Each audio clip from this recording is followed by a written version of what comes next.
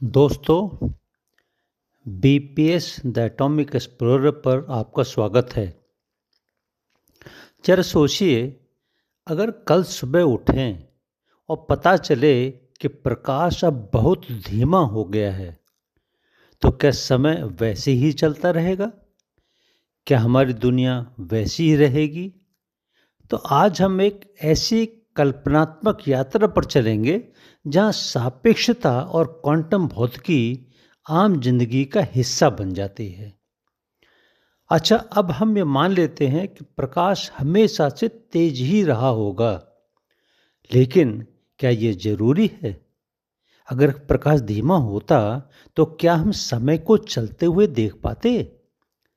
आज का वीडियो ऐसे ही व्हाट और इफ सवालों पर आधारित है। प्रकाश की गति कोई असाधारण संख्या नहीं है, या प्रकाश की गति कोई साधारण संख्या नहीं है।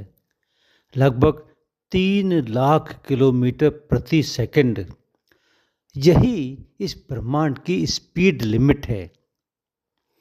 तो समय कैसे बहेगा, दूरी कैसी होगी और पदार्थ कैसे व्यवहार करेगा, ये सब कुछ इसी संख्या लगभग 3 लाख किलोमीटर प्रति सेकंड प्रकाश की गति पर टिका हुआ है। इस तरह की कल्पनाओं के पीछे थे जॉर्ज गैमोव। वे केवल महान वैज्ञानिक ही नहीं थे, बल्कि एक बेहतरीन कहानीकार भी थे।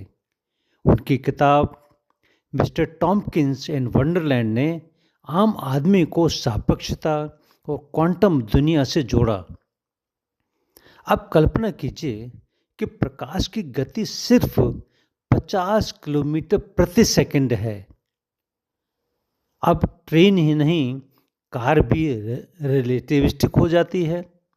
जो बातें सिर्फ प्रयोगशाला में होती हैं, फिर रोजमर्रा की जिंदगी में दिखने लगती हैं। सापेक्षता यानी रिलेटिविटी कहती है, जितनी तेज गति उतना धीमा समय। एक ट्रेन में बैठा व्यक्ति प्लेटफॉर्म पर खड़े व्यक्ति से थोड़ा धीरे बूढ़ा होगा। ये कल्पना नहीं, यही असली भौतिकी है। तेज गति का एक और असर है लंबाई का सिकुड़ना।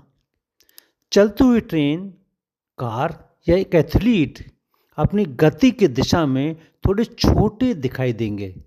दुनिया सचमुच कंप्रेस होने लगेगी। जैसे जैसे गति बढ़ती है, वस्तुएं भारी भी होने लगती हैं। दौड़ना मुश्किल हो जाएगा, ब्रेक लगाना और भी कठिन। मानो प्रकृति कह रही हो, और तेज मत भागो, और तेज मत जाओ। जो हम कल्पना कर रहे हैं, वह असल में पार्टिकल एक्सीलेटर्स में होता है। लार्ज हेड्रॉन कोलाइडर, रिलेटिविस्टिक हेवियन कोलाइडर्स में नाभिक बहुत तेजी से दौड़ते हैं और पैनकेक जैसे चपटे हो जाते हैं, और टकराव से जन्म लेती हैं क्वार्क ग्लून प्लाज्मा, जो ब्रह्मांड की शुरुआती अवस्था है। प्रकाश की गति परमाणुओं की संरचना तय करती है। अगर प्रकाश धीमा हो जाए तो परमाणु सिकुड़ सकते हैं, रसायन शास्त्र भी बदल सकता है, और शायद पानी, डीएनए और जीवन भी अस्थिर हो जाए। अब जरा सोचिए, दिल्ली से मुंबई संदेश पहुंचने में 30 सेकंड लगने लगे। वीडियो कॉल नामुमकिन हो जाए, तारे हमें हजारों साल बाद दिखें, और रात का आसमान लगभग खाली लगे।